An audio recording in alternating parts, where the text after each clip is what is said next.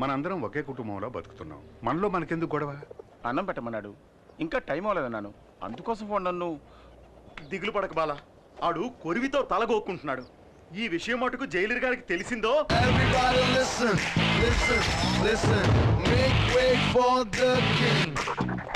ఏంటి జైల్లో వైలెన్సా? Silence maintain చేయడానికి నేనే ఆర్డినరీ జైలర్ జిమ్ములింగాన్ని కాదు, టెర్రర్ తాతారావునే. ఈవేళ మాయాగాడిని కుళ్ళపొడి చేస్తాను. ఏంటి సెల్యూట్ కొట్టు? నేను వీళ్ళని కొట్టమానాను. ఉదయాన్నే కొట్టాను కదా సార్. నేను కూడా నిన్న రాత్రి కొట్టాను, ఇప్పుడు కొట్టరా? ఇలా చూడు, ఆ బాలగాన్ని కాస్త తగ్గమను, లేదా వాడిని ఇక్కడే కొట్టి సమాధి చేస్తా. సరేలే, ఎక్కడ టెన్షన్ అవ్వాలో అక్కడ అవ్వకుండా వదిలేస్తారు. ఇప్పుడు టెన్షన్ అయ్యి ఏం ప్రయోజనం? ఇలా చూడండి, ఆ బాలగాడి మీద నేను సివియర్ యాక్షన్ తీసుకుంటాను.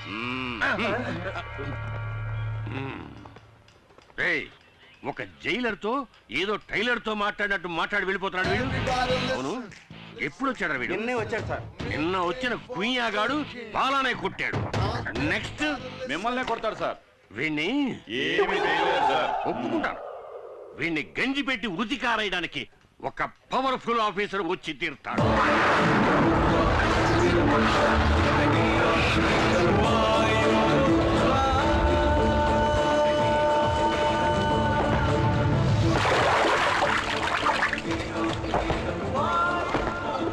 వాయుపుత్ర? ఎవడ్రా వాడు? వాయుపుత్ర!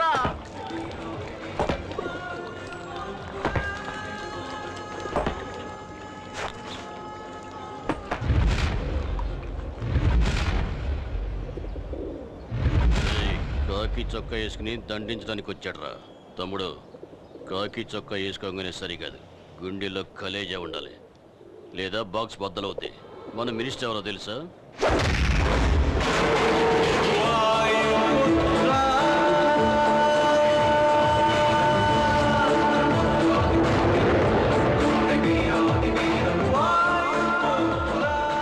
గుండెల్లో కలేజా మాత్రమే కాదురా, కండల్లో బలం కూడా ఉంది.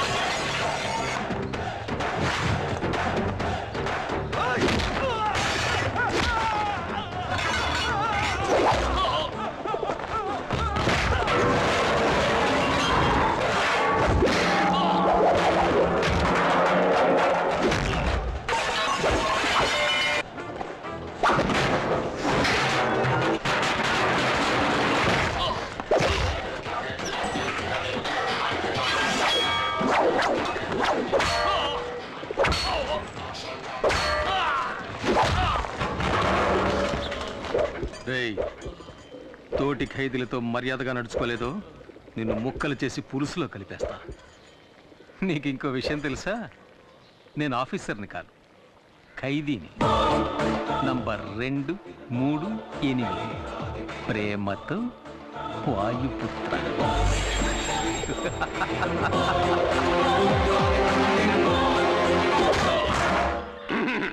ఏమయ్యా, నీకెంత ధైర్యం ఉంటే కక్కుసులో కుక్కీకి వేలాడదీసిన గంజి పెట్టి ఉతికారేసిన నా కాకి చొక్కాని నువ్వేసుకెళ్తావు. పై అధికారి ఒక ఆయన వస్తారు, ఆయన నిన్ను ఉతికి ఆరేస్తారని చెప్పారు కదండి, అందుకే అలా చేశాను. ఇలా చూడు, తప్పు చేసిన వాడికి శిక్ష విధించాల్సిందే. అందుకే ఈ జైల్లో నువ్వు తప్ప వేరే మగాడే లేడు. థ్యాంక్స్. కనుక నువ్వు ఉతుకు, చక్కగా ఉతుకు, ఉతకమంటారండి? బాగా ఉతుకు. కానీ ఉతకడానికి ముందుగా నాతో చెప్పు, అప్పుడే నేను ఇంకో డ్రెస్తో రెడీగా ఉండగలుగుతాను. ఆ? పా. వస్తాను సార్. ఏంటి వీడు టెర్రర్ తాతారావుని టెర్రరైజ్ చేసిపోతున్నాడు? ఇదేమన్నా జనక్రీడలా జలసాగా చేస్తున్నారు? సార్, జైల్లో ఎంతమంది ఖైదీలున్నా మూర్తి మీద బాల మీద మీకు ప్రత్యేకమైన శ్రద్ధ. ఏకలవ్య, మిగతా వాళ్ళకి సాయం చేయడం కోసమే చిన్న చిన్న తప్పులు చేసి జైలుకు వచ్చాడు మూర్తి. కానీ బాలగాడు ఫైనాన్షియల్ కంపెనీలో పనిచేసేవాడు. కంపెనీ వాడు పబ్లిక్ ని మోసం చేయడానికి ముందే వీడే కంపెనీని మోసం చేసి చేతివాడని చూపించి జైలుకు వచ్చాడు. వీళ్ళ మైత్రిని నేను అభినందిస్తున్నాను రా ఏకలవ్య. అచ్చే ఏకలవ్య, బాలా మీద దెబ్బ పడిందని తెలియగానే మూర్తికి లేచింది కోపం. అలాంటి స్నేహం వాళ్ళది. ఏంట్రా, నీ చెడ్డీకి అన్ని కిటికీలు ఉన్నాయి, మగాడు నీళ్ళు వేసుకుంటున్నారు. రండి సార్. అమ్మా, ఎలా ఉన్నావమ్మా? బానే ఉన్నా నాయన. సతీష్కి ఇప్పుడు ఎలా ఉంది? డాక్టర్లు వెంటనే ఆపరేషన్ చేయాలన్నారు. 5 లక్షల రూపాయలు ఖర్చు అవుతుందట. నేను రిలీజ్ అవ్వడానికి ఇంకా 6 నెలలు గడువు ఉంది. శిక్షని తగ్గించమని నేను అప్పీల్ కూడా చేసుకున్నాను. ఈ పరిస్థితుల్లో నేను ఇంత పెద్ద అమౌంట్ని ఎలా ఏర్పాటు చేయగలమ్మా? కష్టమేరా కానీ ఆపరేషన్ చేసి తీరాలి, లేకపోతే మీ తమ్ముడు. తమ్ముడికి ఏం కాదు, భయపడకు, దేవుడున్నాడు. బాలా, డల్గా ఉన్నావే? తమ్ముడికి ఆపరేషన్ 5 లక్షల రూపాయలు కావాలట. నేను బయట ఉంటే ఏదో విధంగా ఏర్పాటు చేసేవాడిని. ఇప్పుడు ఏం చేయాలో తెలియడం లేదు. దిగులు పడకు, అన్ని సమస్యలకి పరిష్కారం ఉంటుంది. రేపు స్వతంత్ర దినోత్సవం. ఖైదీలందరి పేర్లతో చీటీలు వేసి ఒక ఖైదీని రిలీజ్ చేస్తారు. నీకు ఛాన్స్ ఉంది. సార్, ఏమిటి? ఆ చీట్లు రాసేటప్పుడు నా పేరు కూడా అందులో కలిపి రాసేయండి సార్. అయ్యయ్యో, అడ్డమైన గాడిదల పేర్లు రాయడం కుదరదురా. ఒకటి శిక్షాకాలం పూర్తిగా వస్తూ ఉండాలి, రెండోది చక్కని నడత ఉండాలి. నేను కూడా బాగా నడుస్తాను సార్. ఏది నడు చూద్దాం. అది నడక ఎదవా, ఎక్కడో కూపులేసిన వాడు నడిచేట్టు నడుస్తున్నావు. లుడుకు, నిన్ను ఇప్పుడు రిలీజ్ చేసినా ఇంటికి వెళ్ళి చేరడానికి 1 రోజులు పడుతుంది. ముందు నీ వీలుకున్న బెండు తీద్దాం, తర్వాత రిలీజ్ గురించి ఆలోచిద్దాం. అలాగే మూర్తి. సార్ చెప్పు మూర్తి. ఆ చీటీల్లో బాలా పేరు కూడా చేరిస్తే బాగుంటుంది. దోస్తీయా? చూద్దాం, వాడి పేరు కూడా పరిశీలించి చూద్దాం.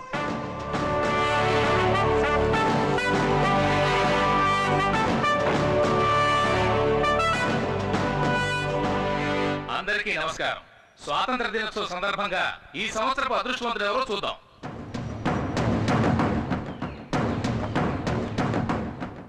రేయ్, భయపడకరా, ఖచ్చితంగా నీ పేరు వస్తుంది.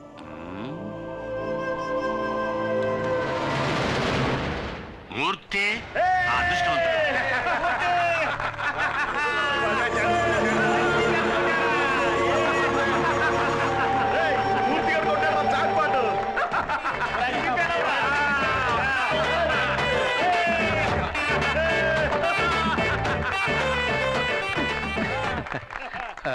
నాకు బదులుగా బాలాన్ని విడుదల చేస్తే బాగుంటుంది సార్. ఇలా చూడు, ఇక నుంచి ఇతనికి బదులుగా ఇతను యాక్ట్ చేస్తాడు అని చెప్పడానికి ఇదేమన్నా టీవీ సీరియలా? సీరియస్గా చెప్తున్నాను. ఇప్పుడు నువ్వు వెళ్ళకపోతే నీకు బదులుగా ఇంకొకరిని మేము పంపించాం. ఎలాగూ పైకెక్కేసావు, అలాగే మంత్రి గారి గురించి 4 మాటలు పొగుడుతూ మాట్లాడి దూరంగా వెళ్ళు. లేడీస్ అండ్ జెంటిల్మెన్, ఇక్కడ లేడీస్ ఎక్కడ ఉన్నారు? సరే జెంటిల్మెన్, జైలు ఈయనకేం కొత్త కాదు. ఎన్నో సార్లు ఎన్నో నీచమైన పనులు చేసి ఈయన ఇక్కడికి వచ్చారు. ఈసారి పర్మనెంట్ గా ఇక్కడికి వచ్చేస్తారా? అంత గొప్ప పెద్ద మనిషి. మూల శంకతో మొదలై దురద, గజ్జి, తామర వంటి ఎన్నో చండాలమైన వ్యాధులతో పాటు చక్కెర వ్యాధి కూడా ఉన్నప్పటికీ దాని గురించి ఏమాత్రం పట్టించుకోకుండా మన ఆహ్వానాన్ని మన్నించి ఇక్కడికి విచ్చేసిన మంత్రి గారికి నా కన్నీటి అంజలి. ఈయనకి పెద్దిల్లు, చిన్నిల్లు, గుల్లిల్లు అంటూ ఎన్నో ఇళ్ళు ఉన్నప్పటికీ ఈయన ఎక్కువ కాలం గడిపేది వైజాగ్, రాజమండ్రి, చెంచల్ కూడా జైళ్లలో. ఈయన త్వరగా మన జైలుకి వచ్చి చిప్పకూడు తిని సెంట్రీలతో తనులు తింటూ బక్క చిక్కి ముక్తి పొందాలని ఆ ముక్కంటిని వేడుకుంటున్నా. నేను ఈ వేదిక మీద ఇలాగే మాట్లాడాలని నన్ను రెచ్చగొట్టి నాకు అవకాశం కల్పించిన తాతారావు గారికి ఇక్కడ నేను కృతజ్ఞతలు తెలియజేసుకుంటున్నా. గొప్ప కృతజ్ఞతలు. ఇంకో మాట మాట్లాడేమో నా సీటు చివరిగా నా శవయాత్రే.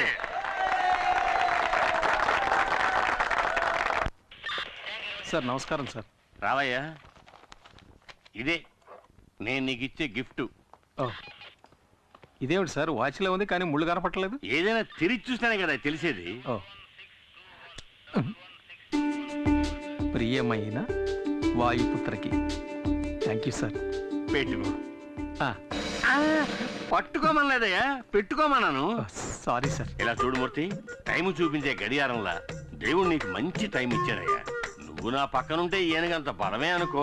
అయినా యాజ్ ఏ వెల్ విషర్ నువ్వు ఎక్కడున్నా చల్లగా ఉండాలి. నేను ఏదైనా తప్పు చేస్తుంటే క్షమించండి సార్. నా తాతలాంటి వాడు.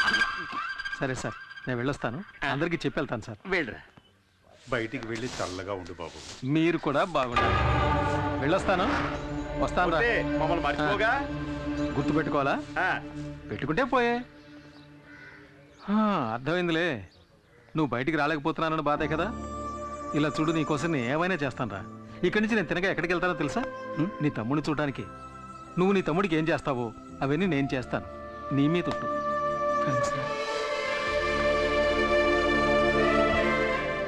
నువ్వు చేసిన మేలు జన్మలు మర్చిపోలేనురా. దిగులు పడకరా. ఏంటండి ఇది? 6 ప్యాక్ బాడీని ఫ్యామిలీ ప్యాక్ చేసి మొన్నే పెళ్ళి అయిందయ్యా. వస్తాను రా. బాయ్.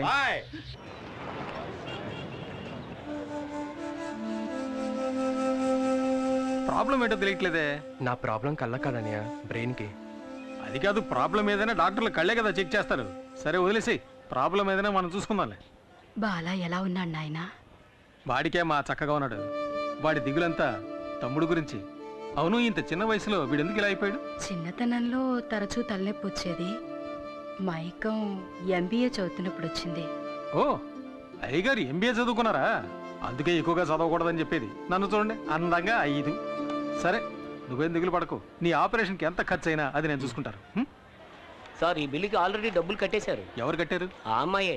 ఏ అమ్మాయి? అదే సార్, సతీష్తో పాటు ఎప్పుడు ఉంటుంది ఆ అమ్మాయే. ఏమండి, 60 ఏళ్ళ ఆవిడ మీకు అమ్మాయిలా ఉందా? మీరు తప్పుగా అర్థం చేసుకుంటున్నారు. నేను చెప్పేది వాళ్ళ అమ్మగారిని కాదు. మరెవరు? అది సార్, అటు చూడండి, ఆ అమ్మాయి సార్. ఎవరా అమ్మాయి? హాయ్. హాయ్. అత్తయ్య, నేను అన్ని మందులు తీసుకొచ్చేసాను. అయిపోయిన వెంటనే చెప్పండి. మా వల్ల నీకెందుకమ్మా లేనిపోని ఇబ్బంది? ఏ ఇబ్బంది లేదత్తయ్య. ఇక్కడ కాదు కానీ పెళ్ళయ్య కానీ పడబోయేది అతి పెద్ద కష్టం. అత్తయ్య, ఇది డ్యూటీ నర్స్కి ఇచ్చేయండి. సరే, నేను ఇచ్చొస్తా.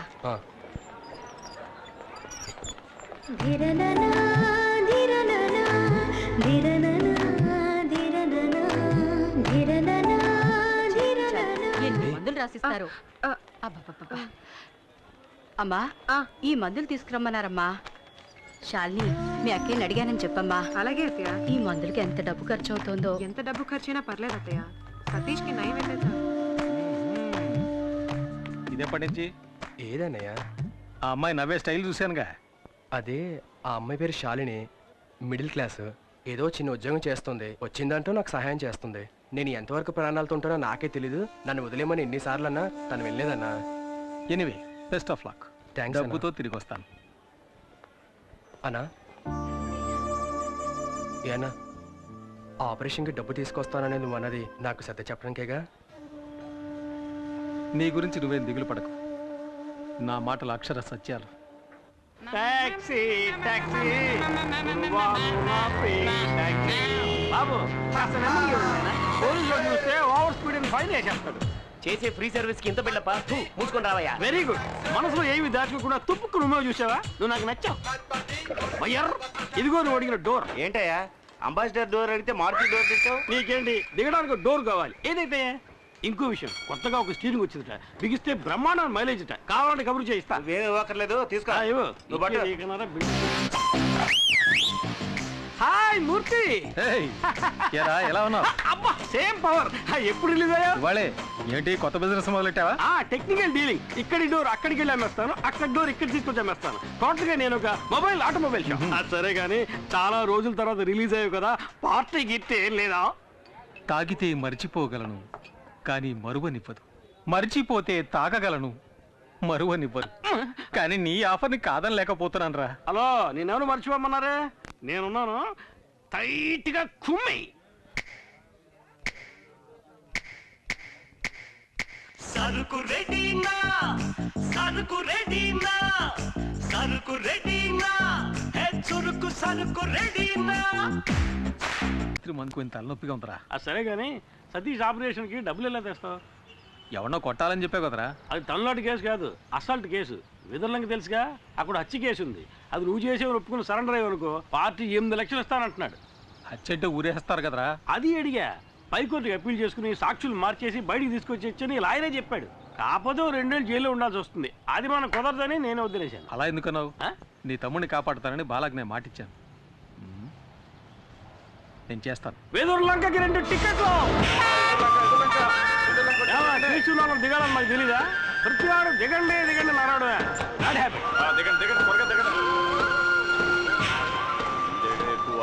ఏ బస్ పక్క ఆగు. ఏంటి కొన్నావా? కొన్నాను. ఏది చూపించు. నువ్వు బస్ చూపించు. ఇదేనా బస్? అయితే ఇదిగో టికెట్. ఇది పాత టికెట్ అయ్యా. బస్సు మాత్రం కొత్తదా?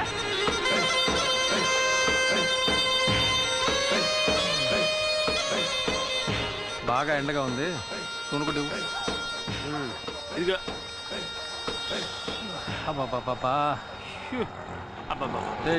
నేనేం చేస్తే అదే నువ్వు చేయాలా? పోనీ నేను చేసేది నువ్వు చేయి.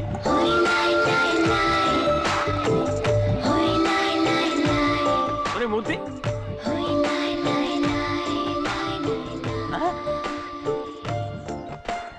వదిన సూపర్ గా ఉంది కదా.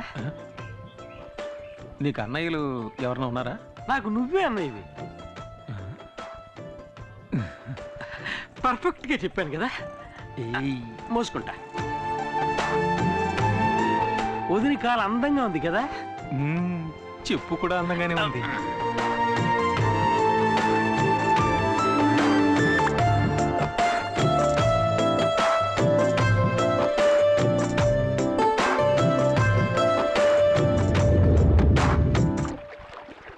ఏంటంజలి, మీ దివాణం బోటి వాళ్ళు రాలేదా? వదిన పేరు అంజలి మూర్తి. అంజలి మూర్తి. నీకేంటమ్మా, ఎదుర్లంక దివాణంలో రాణిలా బతుకుతున్నావు. నువ్వు తలుచుకుంటే కొత్త బోటే కొనేయచ్చు. నేను రాణిని కాను, జమీందారు గారికి బంధువుని కాను. నేను ఆ దివాణంలో లెక్కలు చూసే సాధారణమైన అకౌంటెంట్ని. మా నాన్నగారు చేసిన పనిని ఆయన పోయాక నేను చేస్తున్నాను. ఏంటమ్మా అలా అంట? ఈశ్వరప్రసాద్ గారు జైలుకి వెళ్ళాక వాళ్ళ అమ్మగారిని అబ్బాయిని నువ్వేగా బాధ్యతగా చూసుకుంటున్నా? అది నా బాధ్యత. అనాథలమైన మాకు వారే ఆశ్రయం ఇచ్చారు. అది ఎంతకాలం? నీకు పెళ్ళయ్యి అత్తారింటికి వెళ్లే వరకేగా. అంటే వదినకి ఇంకా పెళ్లి కాలే? సిగ్గా. ఈశ్వరప్రసాద్ గారు జైలు నుంచి రాగానే అంజలికి పెళ్లి అవుతుందో లేదో తెలియదు కానీ ఖచ్చితంగా ఇక్కడ హత్య జరుగుతుంది. అప్పుడే గాల్లో రక్తపాసన వస్తుంది. అది నిన్న నీ పెళ్ళాం దుడ్డు కర్రతో నీ నెత్తిని బాధింది కదా, ఆ రక్తపు మరకల వాసన.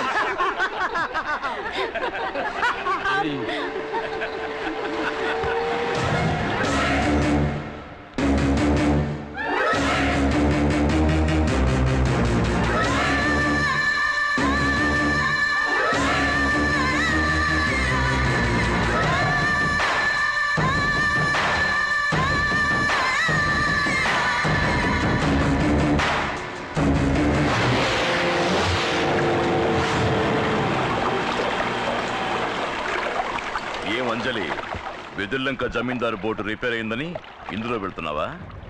నా బోట్ ఎక్కువ. జమీందారు బోట్ లాగా తుప్పు పట్టిన బోటు కాదు, సరికొత్త బోటు. రావే, నేను నిన్ను డ్రాప్ చేస్తాను.